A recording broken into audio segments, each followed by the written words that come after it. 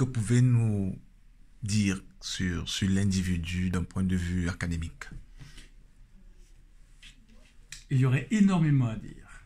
Le professeur Camteau est une personnalité que j'ai eu la chance de fréquenter depuis très longtemps, à la fois au sein de la Société française pour le droit international, dans laquelle il avait une participation, et j'ai été pendant une période secrétaire général de cette Société française pour le droit international, dans le cadre d'un contentieux, un fameux contentieux, l'affaire de l'île ou à la presqu'île de Bakassi, dans laquelle Maurice Camteau était un des conseils principaux, et moi j'étais également conseil. Je l'ai fréquenté d'un point de vue académique, au sein du curatorium de l'Académie de droit international de La Haye. Il faut savoir que l'Académie de droit international de La Haye est une des institutions académiques les plus prestigieuses depuis une centaine d'années de notre communauté internationale, et Maurice Camteau est membre du curatorium. Le curatorium, c'est l'instance dirigeante, et je peux vous dire que je l'y ai fréquenté, et il y était un membre actif, important, solide, et très très bon connaisseur de la chose académique, et du droit international en particulier. Maurice Camteau a aussi dirigé un centre de recherche pour l'Académie, sans compter les cours qu'il a pu donner pour nous. Donc la stature du personnage, je dirais que c'est une stature immense.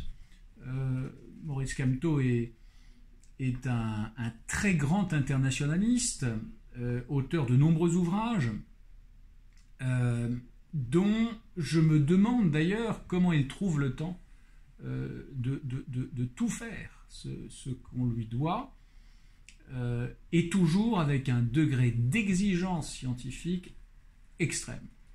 Donc beaucoup d'admiration pour cet homme, et beaucoup de tristesse à le savoir dans la situation dans laquelle on l'a mis. Et maintenant, depuis 7 mois, il est détenu. Comment vous vivez le monde académique, cette situation? Je considère que la communauté internationale, la communauté scientifique, l'Afrique ne peuvent pas se passer de Maurice Camteau.